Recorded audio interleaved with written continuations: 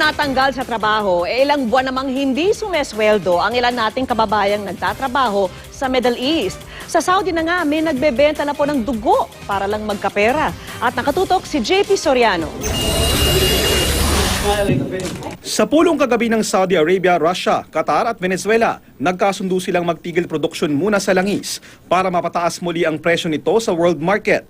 Dahil kasi sa oversupply ng langis, bumulusok ang halaga nito sa pinakamababang halaga sa loob ng mahigit isang dekada at nakaapekto na sa mga oil at gas company.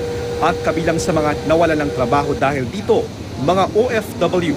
Katulad ni Inot, 5 taon ng senior safety technician sa Qatar Petroleum. Bigla na lang daw silang inabusuhan ng 50 iba pang kasamahang Pinoy na tatanggalin na sila sa trabaho. Rason nila, bumababa daw ang langis at the same time, redundancy.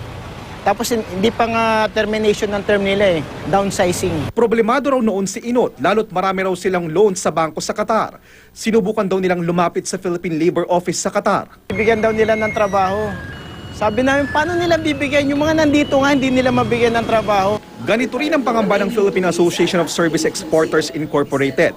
Nauna nang nagsabing nasa 4,000 OFW sa oil, gas at construction industry sa Middle East ang na-layoff na. We are not prepared to give jobs to these people. So yung mga, may mga edad na.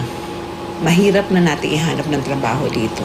Wala pang tugon ng DOLE sa reklamo ni Inot, pero iginiit na ng DOLE na nakahanda ang ating labor offices sa Middle East para tulungan ang OFWs.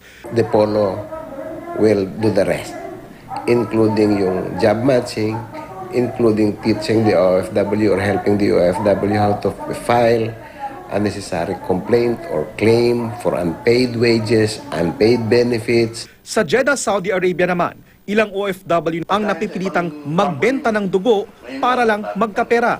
Dodonate kami sa isang ospital. Pagkatapos makalipas siguro pahinga lang konti, ibang ospital na naman. At habang di patiyak kung aangat muli ang oil prices at sisigla ang negosyo ng mga oil-producing countries, patuloy ang hirap ng mga OFW gaya ni Inot na natanggal sa trabaho. JP Soriano, nakatutok 24 oras.